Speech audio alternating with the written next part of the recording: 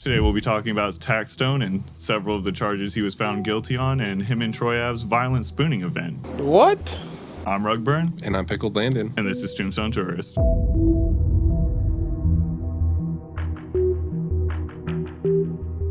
Violent spooning event. Violent spooning. That is what Troy Ave described the tussle for the gun.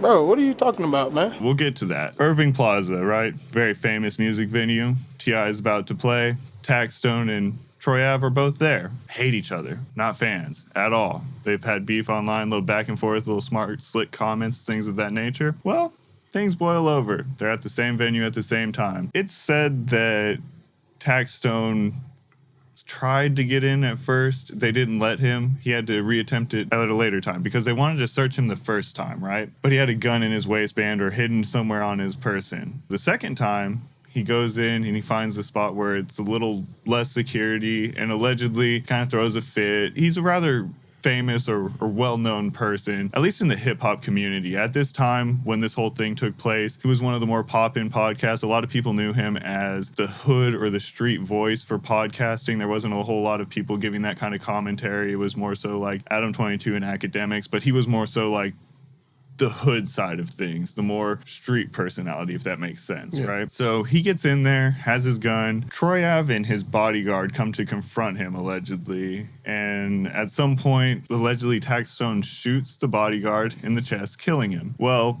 Troy Ave on the stand said that from that point, there was a tussle for the gun, which is spooning, where the violent spooning comes in. So he's saying that Taxstone is behind him, holding him, trying to get the gun back out of him, but he's on some movie stuff where he has the gun, he's fighting. Keep in mind, Troy Ave was shot twice in the legs, and it's really funny how he says this because he says he threw both of his legs up to defend himself. So his legs are in the air like a bitch being folded like a pretzel, defending himself. And then I don't know how true this is, but he said Taxstone shot him in the legs at this point. From there, Troy Ave gets the gun somehow. After this violent spooning and being folded like a pretzel, Troy Ave now has the gun. Standing.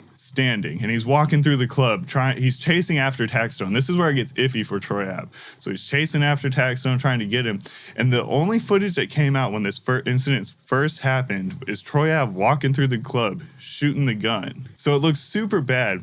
Now, Troy Ave claims he didn't snitch because Taxstone's lawyers at first were blaming him. So he said Taxstone snitched first. So that's kind of where Troy Ave's kind of going with this. But recently, Taxstone was found guilty. They found DNA on the bullets that were loaded into the gun, and there's no other way Taxstone's DNA could be on that unless Taxstone was the one who brought the gun in, among other things that led people to believe that Taxstone was indeed the one who killed Troy Ave's bodyguard and snuck the gun in. Yeah, the gun, I think, is a big deal. He made such an effort to get it in there that it's going to be hard to fight. Why would you need a gun in the club? Well, he lost that fight. He's guilty. Oh, yeah, definitely. I mean, and then he also violently spooned somebody, which never ends well. And New York took this very seriously. As they usually do. Because bringing a gun into certain places is already a big deal, but they took it even more seriously because it's in a crowded club. What was Taxstone charged with? What are the grocery list of charges that Taxstone is facing? I'm going to go through all of them, the ones he got found not guilty for and guilty.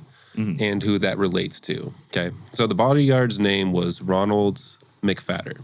That was Troy Ave's bodyguard's name. Count 1, second-degree murder. They found him not guilty. Now, this was for the killing of Ronald McFatter.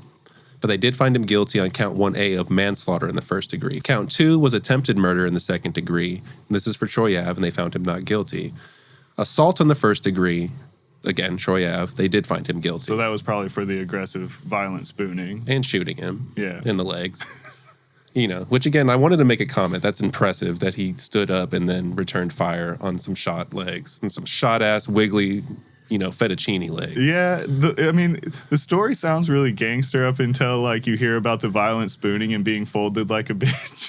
I mean, like a pretzel. Everything sounds dramatic until you're actually watching it, and it's kind of sad. So there was also bystanders shot during this entire thing. It wasn't just Troy Ave and Ronald McFatter. There was 2 bystanders, a man and a woman. So this is going to be for the first bystander. Count 3 or 4 was assault in the first degree. They got him on that, guilty. Count 5, assault in the first degree, not guilty. That's bystander 2. Count 5A, assault in the second degree. That's bystander 2. They got him on that one. He's guilty. Now, the next ones are for the weapon. Count 6 is criminal possession of a weapon in the second degree with intent to use unlawfully against another person. Count 7, criminal possession of a weapon in the second degree outside the home or in a place of business. They got him on several charges. On top of that, he's going to be brought up federally too. So whenever he's done serving his time to the great state of New York, then the feds are going to come and get him. Fed charges and state charges can't be ran concurrently. So either way, he will have to serve those times separately, as you were saying. So it's going to be one full sit down, then right back to court. And that, I imagine, is a very defeating feeling in itself. But anyways, what were the Fed charges? Receiving a firearm in interstate commerce with the intent to commit another felony and possessing a firearm after having previously been convicted of a felony. He's looking at 10 years for each of those. And the feds don't miss. If the feds want to convict you, the feds are going to get you. So that's tough. Overall, one night's going to cost Taxstone probably 20 years, 20 some odd years. He's already been in there since 2016, I believe. So I mean, it's quite a long time and all over just some dumb beef. Really, him and Troy Ave's beef was never that deep. No one ever had died up until this night. Yeah. It really could have just been solved with a conversation or just ignoring each other. Neither party had to continue to pick on people, and this is just an instance of letting stupid situations escalate and ego and macho and all that trying to get in the way. Sometimes it's just not that deep. Sometimes it could just be let go. Yeah, absolutely. With that being said, do you have any closing statements on this one? Or do not bring a weapon to New York into a club. Maybe just don't bring a gun to New York because they're going to get you. They will get you. I could agree to that. Leave the guns home. Don't bring them to New York. And please, for the love of God, do not bring a gun into a loaded club. Please. Just have fun.